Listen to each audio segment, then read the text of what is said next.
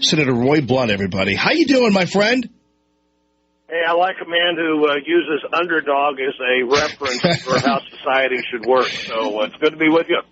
Listen, man, I tell you, yeah, we're from that same general era, and now that they're rerunning Underdog, there's no excuse to miss it, you know?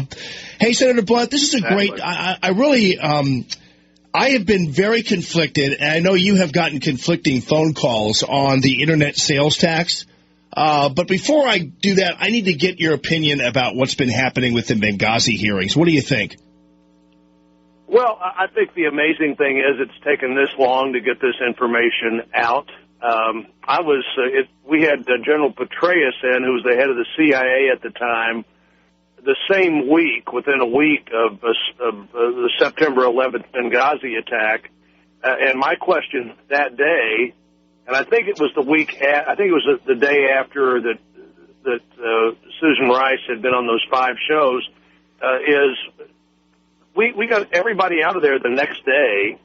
They were available in Germany. Why isn't anybody asking them what happened? And the answer I got was, well, the FBI is the only one that's being allowed to talk to them.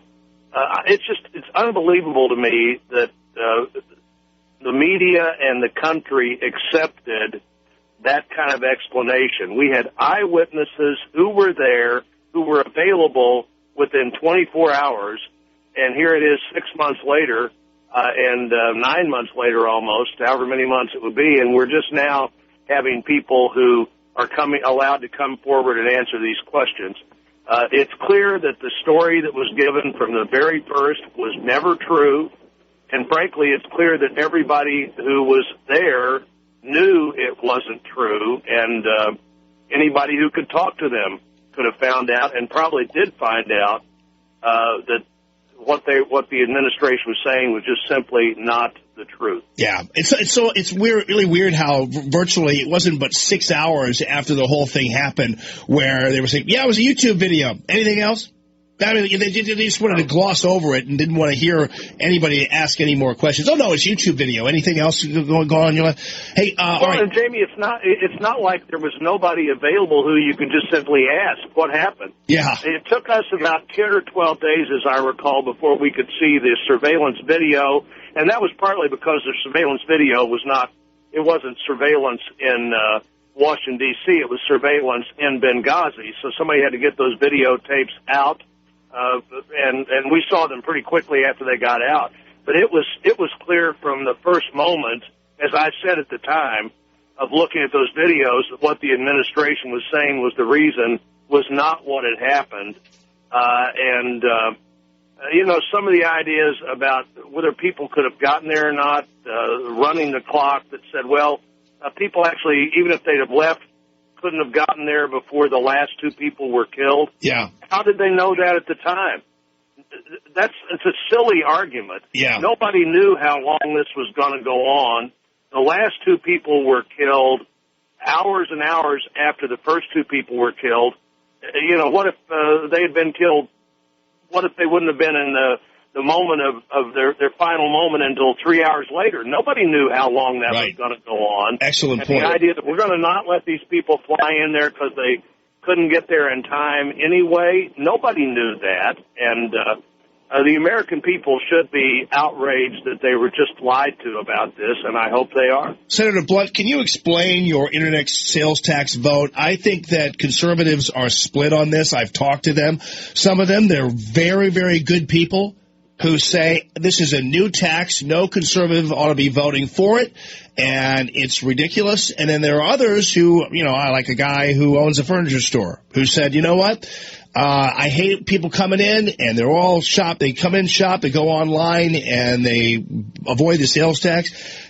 Explain your vote on this. Well, I not only voted for it, I was a co-sponsor of this bill. And, when we send this bill over to the House, it will not go to the Ways and Means Committee, the taxing committee. It'll go to the Judiciary Committee because it's not a federal tax. You'd be doing this under the interstate commerce powers of the Constitution, where the federal government does have the right and, frankly, maybe the only authority to help states who are dealing in interstate commerce. These are taxes that are due, and people are supposed to pay them voluntarily. That's one reason you should figure out how to help people obey the law.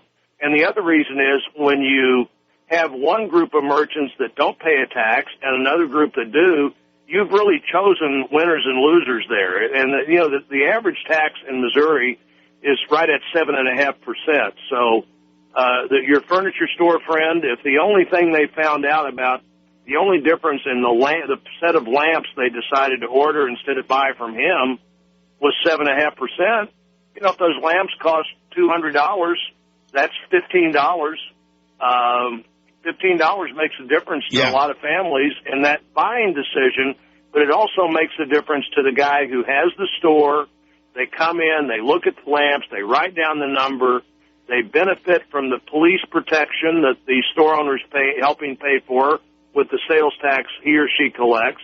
They benefit from the sidewalk that is being paid for by the sales tax that person collects. And then they go back and they order the lamp, and then to make it worse, the government makes it really easy for them to not obey the law. On the Missouri income tax form, you're supposed to fill out under the user tax portion the amount of sales tax that you owe that didn't get paid. Right. 300 people did that last year.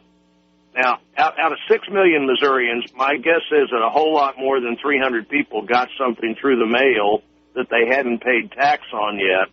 And so you ought to do one of two things. You ought to figure out how to collect this tax or repeal that law.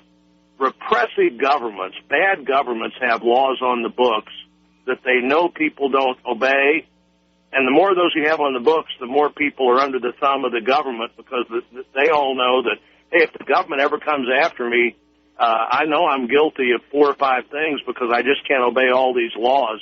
Laws that can't be enforced are not a good thing in a democracy, and this just helps enforce the law that states have, and states can opt out. If states decide we don't want that tax collected, they don't have to become part of this system, but the furniture store person, all the local merchants that have a growing disadvantage because of this, I'm on their side. It's unfortunate, Senator Blunt, and we got to go here. It's unfortunate that, we have to deal with this in the first place. The other option, of course, the best option would be to be like New Hampshire and not have a sales tax at all. Then you don't have the problem at all. And so government wouldn't need to act and you wouldn't need to act. But it is what it is. I suppose that's right. But, another thing, a lot of people that listen to your show are for just having the sales tax. Right. The so-called, the fair tax, the tax that all you pay in taxes is on sales.